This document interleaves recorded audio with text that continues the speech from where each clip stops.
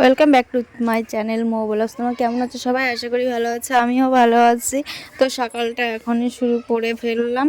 তো চলো, এই দেখো এখানে ছেলেও ঘুম থেকে উঠে পড়েছে। তো ওর আজকে টিউশনি আছে, তার জন্য ও দেখো চোখটা ঘুম ঘুম ভাব। অনেক সকালে ডাক দিয়েছি কারণ স্নান করবে, খাবে, তারপরে আবার টিউশনিতে যাবে, সেখান থেকে আবার যাবে হচ্ছে স্কুলে। তো তার জন্য আমি তাড়াতাড়ি করে খাইয়ে দিচ্ছিলাম। ও একা একা খেলে একটু লেট হয়ে যায় তার জন্য। আর কদিন ধরে ওর শরীরটা ভালো ছিল না, তোমরা তো জানো, বমি করছিল, তার জন্য ওকে একটু ওষুধ খাওয়ানো হচ্ছে। ওই ওষুধের জন্য ও একটু প্রচুর পরিমাণে ঘুমোচ্ছে। তো তার জন্য ও ঘুম থেকে উঠতে চাচ্ছে না, তাই আমি জোর করে টেনে তুলেছি। আর তারপরে দেখো ও টিউশনিতে চলে গেছে। যাওয়ার পরে এখানে একটা পার্সেল এসছে আমার। আর পার্সেলটা ছিল হচ্ছে আমার ননদের মেয়ের, হচ্ছে একটা জামা ও পছন্দ করেছিল। তা বললাম আমি এটা একটু অর্ডার দিয়ে দাও, তাই আমি একটা অর্ডার দিয়ে দিয়েছিলাম। আর আরেকটা দেওয়া আছে, সেটাও পুচকুর জন্য, তো সেটা আসেনি। একই কালারের, একই রকম, শুধু ওরটা একটু ছোট, ওরটা বড়। তো ওরটাও আসবে। ড্রেসটা কেমন হয়েছে তোমরা কিন্তু একটু কমেন্ট করে জানাবে। এই দেখো গাইস, সকালবেলা কি হাওয়া ছেড়েছে চারিপাশে। তো এইখানে চারিপাশে ভীষণ হাওয়া ছেড়েছে। আর কি হয়েছে বলো তো, সকাল থেকেই বৃষ্টি হচ্ছে ঝিরিঝিরি, তারপরে হঠাৎ দেখি প্রচণ্ড পরিমাণে হাওয়া ছেড়েছে। আর আমি ভাবলাম যে হয়তো ঝড় বৃষ্টি শুরু হয়ে যাবে এক্ষুনি।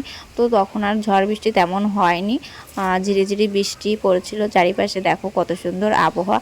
এই আবহাওয়া কিন্তু গ্রামেই দেখতেই বেশ লাগে, কারণ চারিপাশে সবুজ গাছপালা আর হাওয়ায় দুলছে। কিন্তু প্রচণ্ড পরিমাণে যখন ঝড় হয় আমার কিন্তু ভয় লাগে, তার জন্য এই হালকা হাওয়া আবহাওয়াটাই ঠিক আছে। তো এইখানে দেখো আমি তোমাদের দেখাচ্ছি, এই পাশের এই গাছগুলো কত সুন্দর দেখাচ্ছে, হাওয়ায় দুলছে। তো বেশ ভালো লাগছে দেখতে।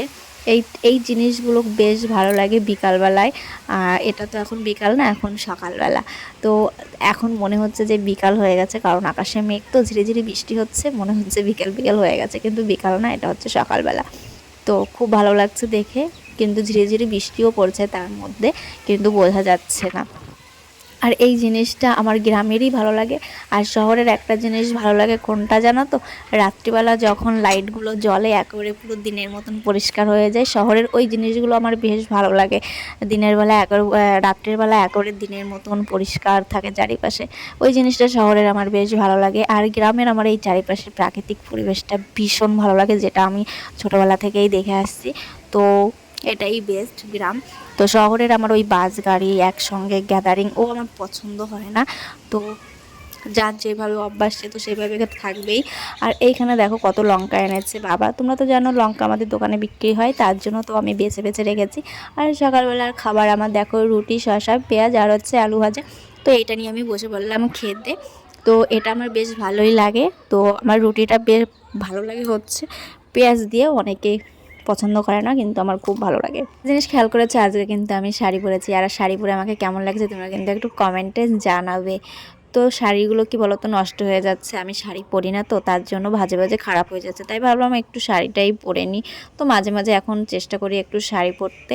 আর শাড়ি পরতে পরতে এখন দেখে একটু ভালোই লাগে, তোমাদের দাদাভাইও খুশি হয় শাড়ি পরলে, কারণ শাড়িটা পরা হয় না তো, তার জন্য। আর এইখানে দেখো আমি রান্না করেছি হচ্ছে লোটে মাছ, আর হচ্ছে কলার হচ্ছে ভাড়ালি, যেটা সেটা হচ্ছে ভাজি করেছি। তো এইখানে দেখো বাবা গাছ থেকে পেরেছে নারকেল, আর নারকেলটা এখন আমরা খাচ্ছি। তো চলো তোমরা দেখতে থাকো। কালকে ছানা এনেছিল, আমি আর অরিস তো খাইনি, তোমরা তো দেখেছো। তো এখন আমরা সেটা খাচ্ছি। এখন সন্ধ্যা হয়ে গেছে, তো ফ্রিজের মধ্যে রেখে দিয়েছিলাম, আর এখন আমরা সেটা খাচ্ছি। এই দেখো, এটা হচ্ছে আমার, এই দেখো।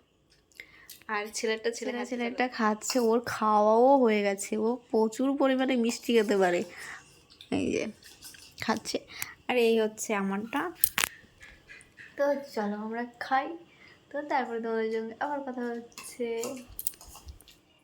আর এইখানে আমি থালা বাসন ধুয়ে নিচ্ছি। তো কিসের থালা বাসন তোমাদের বলছি, আমি রাত্রিবেলা বানিয়েছি রুটি, তো তোমাদের সেটা দেখায়নি, কিন্তু আমি দেখাবো একটু বাদে। আর এইখানে আমি সেই থালা বাসনগুলো সব ধুয়ে নিচ্ছি। আর রাত্রিবেলা সেই চা বানানো হয়েছিল, মানে রাত্রিবেলা না, সন্ধ্যার সময় সে চা থালা বাসনগুলোও ধুয়ে নিচ্ছি একবারে, তো অনেকগুলোই জমা হয়েছিল। তো ভাবলাম যে ওইগুলোও ঝটপট করে ধুয়ে নিই। আর পাশে আমি রুটি বানিয়ে নিয়েছি। রুটিটা বানিয়েছি কেন বলো তো, কটা ভাত ছিল, আর সেই ভাত কটায় আমাদের সবার হবে না, তার জন্য ভাবলাম যে দুটো রুটি করে নিই, বাবাকে রুটি দেওয়া হবে, বাবা রুটি খেয়ে নেবে। তাই কিন্তু রাত্রেবেলা কী হয়েছে বলো তো, মা কিন্তু রুটি খায়নি, মা ভাতও খায়নি, কারণ মার শরীরটা একটু খারাপ লাগছিল, তাই মা রুটিটা খায়নি। তার জন্য আবার সেই রুটিগুলো রেখে দিয়েছি, যে মা যখন খায়নি তাই থাক। তারপরে আবার দেখো শসা কাটতে চলে আসলাম, যে বাবা শসা এনেছে, সেই শসাগুলো কেটেছি। এখন যেহেতু গরমকাল পড়ে গেছে, খাওয়ার পরেই আমাদের শসাটা থাকবেই থাকবে, তো সেই শসাটাও আমি কেটে নিচ্ছি। শসাটা ভালো করে ধুয়ে নিয়েছি আগে, তারপরে আমি কাটছি। আর এই ছোলানিটা দিয়ে না আমি কোনোদিনই ছুলতে পারতাম না, কিন্তু আস্তে আস্তে আমি ছুলতে শিখে গেছি। আমি সবসময় বটি দিয়েই ছুলতাম হচ্ছে শসাটা, কিন্তু এখন আমি পেরে গেছি ছুলতে। তো মানুষ চেষ্টা করলে কি না পারে বলো, আমার হাতে কিন্তু ওইসব ভাবতাম যে পারবো না এরকম একটা ব্যাপার ছিল। আর এইখানে রুটি বানিয়েছি, দেখো ওই যে 3টে ছোটো ছোটো রুটি দেখছো, ওই 3টে হচ্ছে ছেলের বায়না যে আমাকে ছোটো ছোটো 3টে রুটি বানিয়ে দেবে। কিন্তু আমি রুটি বানিয়েছি, বেশ গোলও হয়েছিল আর ফুলেছিল। তো গাইজ, ভিডিওটা তোমাদের কেমন লাগলো? ভিডিওটা যদি ভালো লাগে লাইক কমেন্ট চ্যানেল সাবস্ক্রাইব করে দেবে। যারা ফেসবুক থেকে দেখছো তারা ফলো করে নেবে, আর যারা এখনও আমার চ্যানেলটিকে সাবস্ক্রাইব করেনি তারা প্লিজ প্লিজ প্লিজ একটু সাবস্ক্রাইব করে নিও। আর সবাই ভালো থেকো, সুস্থ থেকো, টাটা।